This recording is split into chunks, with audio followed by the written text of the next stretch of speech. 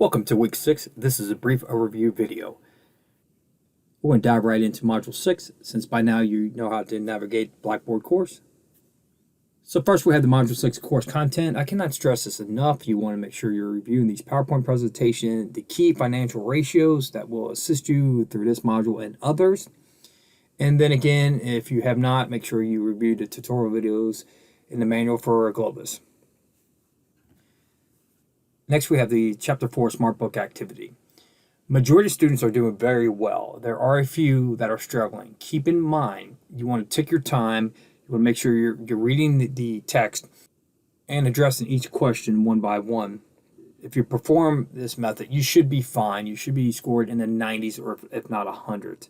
So if you are not, make sure you're taking your time. Next, we have a discussion board that will be focusing on the tangible and intangible resources for a company. You get to choose that company, and then you're going to tell me what its competitive, important resources are, tangible and or intangible. You're going to be explaining each resource. Then you're going to review the posts of your peers and, of course, provide a comment on at least 2 other posts. Next, we have the Chapter 4 quiz. Next, we have the Chapter 5 case study about Twitter Inc. in 2019. Most of you did fantastic in the first case study. If you're wondering why we went from case study 1 to case 5, it's because they don't go in order by the chapters, meaning that case 1 covered chapters 1 through 3. Case 5 covers chapters 1 through 4. So that's why you have case 5 for this week. Next, we have the Module 6 report. Here is where you're going to be identifying the weapons of competition within the camera segment, the weapons of competition within the drone segment. Then also, you're going to be analyzing the 2 market segments that you're competing within. What are the key factors for you being a successful competitor within the drone market and within the camera segment? And lastly, we have the Globus Simulation Year 8 decisions. So now let's go ahead and look at the outcome of Year 7. Okay, as you can see with the Year 7 scoreboard, there's been a shakeup here. JMM is now ranked number 1 for Year 7. Now keep in mind this is not the overall scoreboard, this is from Year 7. Number 2 is Aspect Aviation. They didn't gain any ground, but then again, they didn't lose any ground. So sometimes, even when you don't gain any, a victory is where you don't lose any. So they're still number 2. Company D is technically Company D is tied with second place, but they actually lost 3 points. Then you got Company I that is in 4th place. Then Company C that's in 5th. Company B is in 6th. But then look at Company E that's in 7th place, but they gained 12 points. So you would think well, they're 7th place, who cares? No, look, they're on the move. Company H, they gained 18.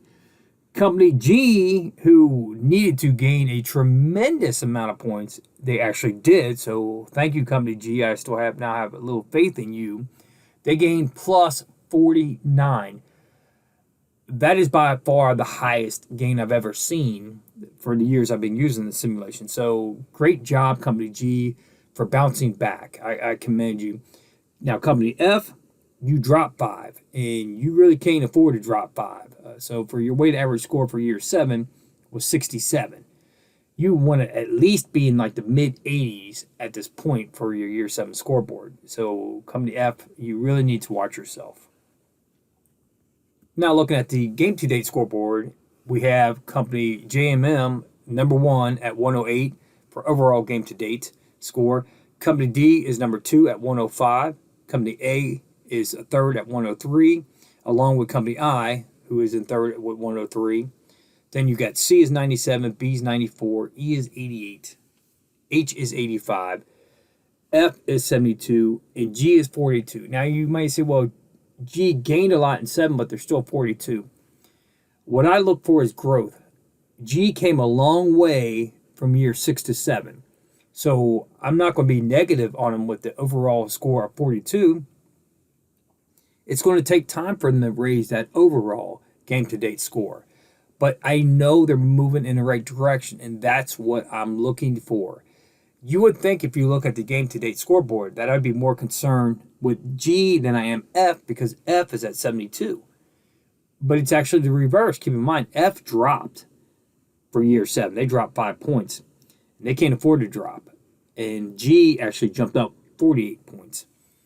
So, like any numbers, they can be deceiving. So right now, I'm probably would be more focused on F to say, hey, watch yourself. And G looks like they pretty much probably have it figured out now which direction they're going.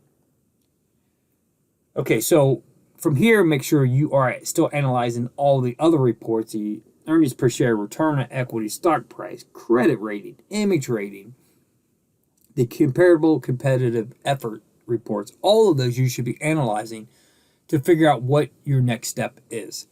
Now, this competition is going to be tight. I can already tell. As you can see, we got the top, 6 companies. They're all within, 14 points, give or take.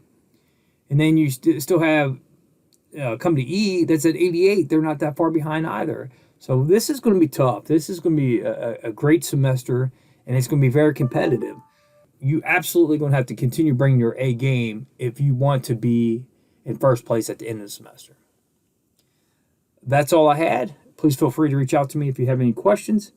Have a great week.